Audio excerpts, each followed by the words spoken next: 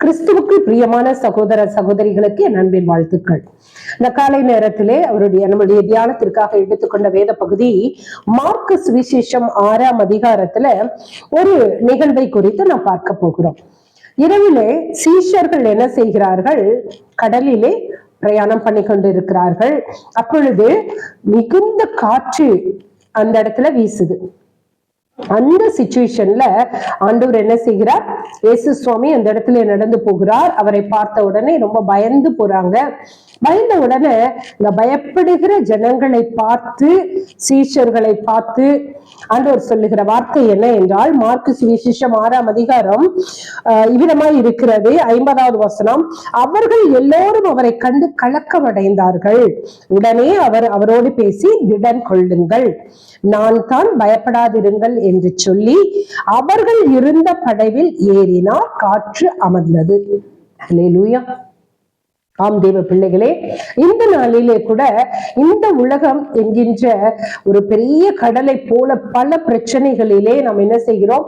பயப்படுகிறோம், கலக்கம் அடைகிறோம் இல்லையா? அதை ஆண்டவர் சொல்லுகிறார். ஆண்டவர் சொல்றாரு, நீ முதல்ல பயப்படாத.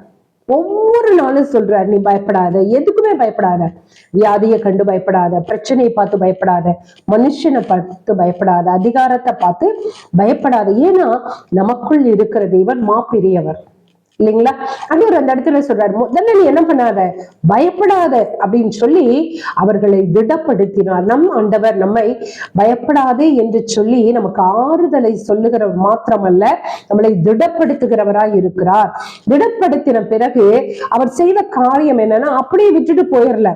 மனுஷன் என்ன செய்வான்? உங்க பிரச்சனையில பாத்துக்கலாங்க, பரவாயில்லைங்க, எல்லாம் மாறிடுங்கன்னு ஆறுதல் சொல்ல முடியும். ஆனால் அந்த ஆறுதலை கொடுக்க அல்லது நிரந்தரமாக்க, அந்த பிரச்சனைகளை தீர்க்க ஒரு நாளும் முடியாது.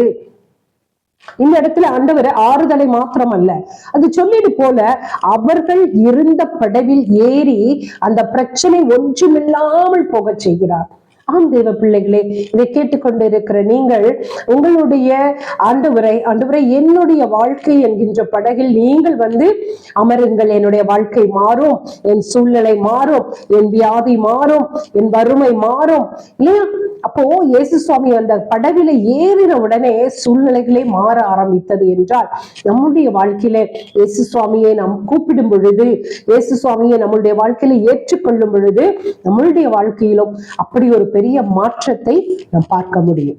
இதை விசுவாசித்து நீங்களும் கூட, ஆண்டவரே என்னுடைய வாழ்க்கைக்குள்ள வாங்க, என்னுடைய வீட்டுக்குள்ள வாங்க, என் பிரச்சனைக்கு நடுவுல நீங்க வாங்க ஆண்டவரே, என் வாழ்க்கை மாறும் நீங்க கூப்பிட்டீங்கன்னா, இன்வைட் பண்ணீங்கன்னா, என் தேவன் உங்களுக்குள்ளாக, உங்க வீட்டுக்குள்ள, உங்க வாழ்க்கைக்குள்ள உங்க பிரச்சனைகள் எல்லாம் இல்லாமல் போக செய்வார். உங்களை ஆசீர்வதிப்பார். God bless you.